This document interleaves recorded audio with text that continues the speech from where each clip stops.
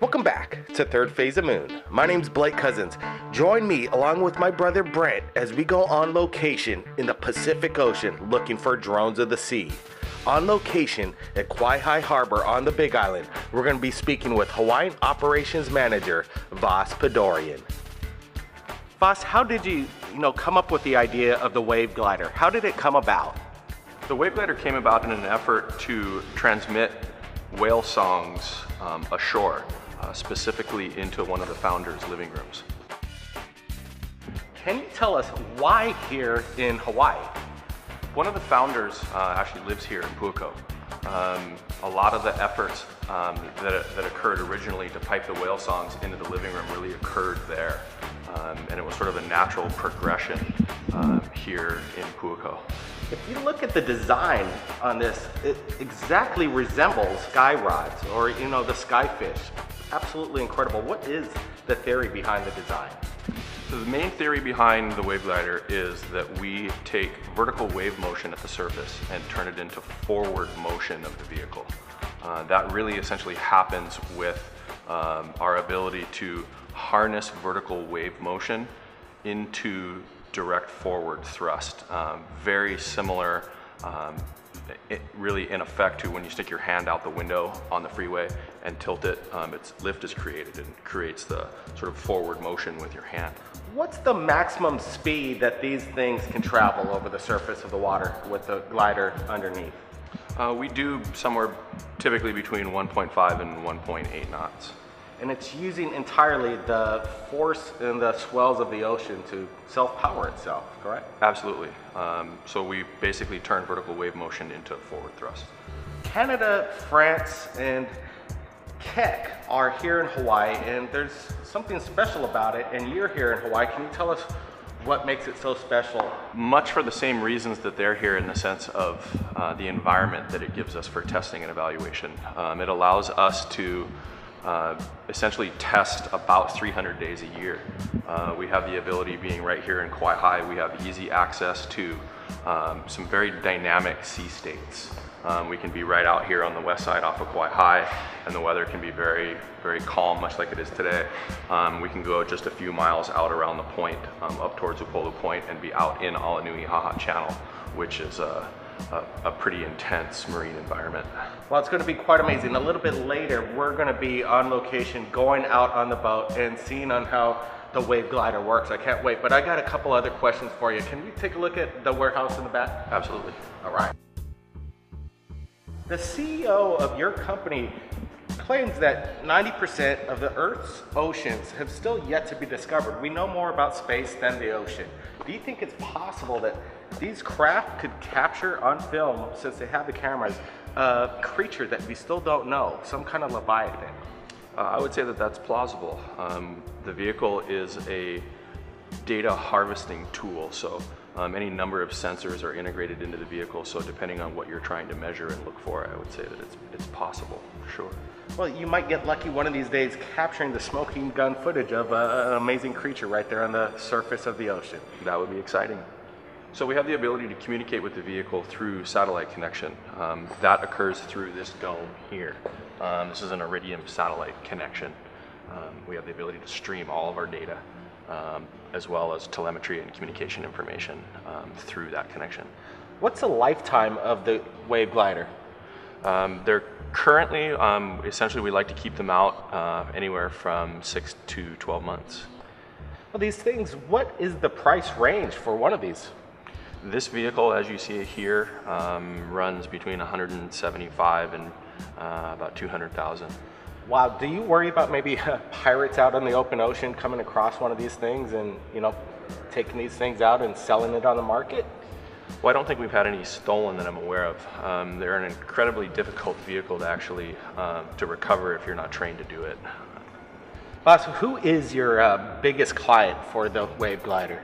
Right now, we have essentially probably a shared market between the oil and gas business and the Department of Defense. Wow, what is the Department of Defense using with the wave glider? I don't know if I can answer that. I want to talk about your biggest, or one of the biggest clients, big oil industry. If there were a natural disaster, big oil spill in the ocean, could these wave gliders help and clean in the assistance? Absolutely. So recently we've assisted in cleanup efforts, more specifically more measurement efforts, in that it's a data harvesting tool. We have the ability to measure essentially what's in the water, and the wave glider is actually quite effective at that. Well, speaking of getting into the water, I can't wait to get in the water and see these things in action. Absolutely. So we're here at the version of NASA's Mission Control Liquid Robotics right here in the state of Hawaii. Can you tell us what the data is right here on the computer screen and what's it representing? So right now we're looking at our user interface. We're looking at a handful of vehicles right now that are out in our op area right out here west of Kauai High. From this, essentially from this screen, we have the ability to monitor the vehicle's speed over ground, path over ground, its desired heading, water speed, current speed, which it calculates, current speed and heading, which it calculates, as well as its lat and long, battery power, basically all the sort of telemetry, baseline telemetry of the vehicles. We also have the ability to essentially reprogram their courses and communicate to the vehicle through this interface. It's a web interface, so we can communicate with the vehicle anywhere you have an internet connection. The production crew and I are briefed on safety instructions. Free diving in the Pacific is serious business.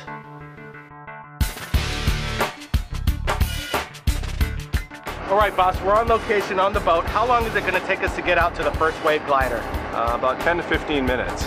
All right, well, we're on the adventure. I can't wait to get in the water. Departing from Kauai Harbor, we're in search of the wave glider, approximately 8 miles off the coast of the Big Island, and we're going to be using GPS coordinates to track it down. Now the adventure begins, and the ocean conditions are perfect, and the captain tells us we will be arriving at our destination momentarily. Now I'm excited to see this new technology known as the wave glider swimming in the Pacific Ocean.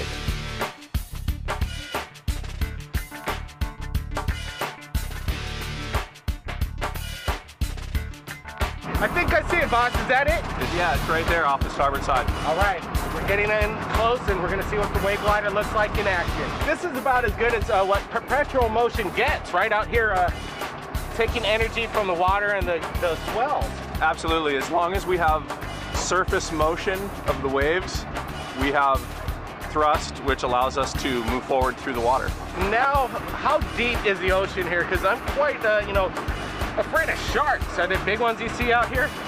Sometimes we do see large creatures. We're in about 170 fathoms of water right now. All right, well, let's get our dive gear on and hit the water. Absolutely. Now this is when Vospadorian gets to work, suiting up and taking a look at the wave glider down below. The production crew's ready, cameras are in the water, and we're about to get into it right now.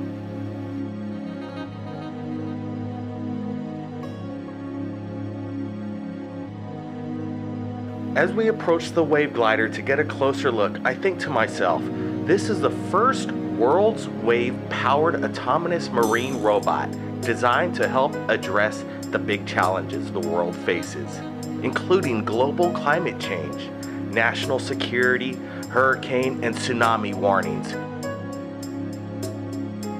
As we approach the wave glider and seeing it in action, it almost seems as if it's alive.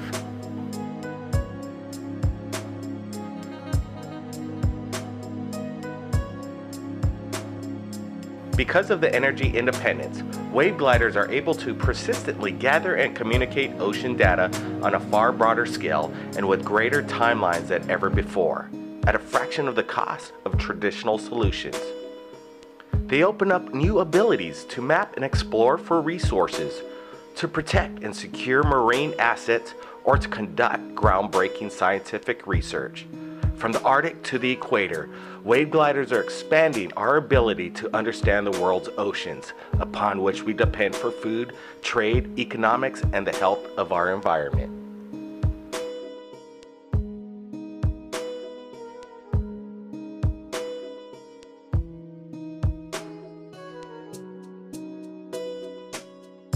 As we come back to the harbor, I think of the wave glider we just left behind and its continuing exploration and explanation of enormous mass amounts of information that comes into them every day.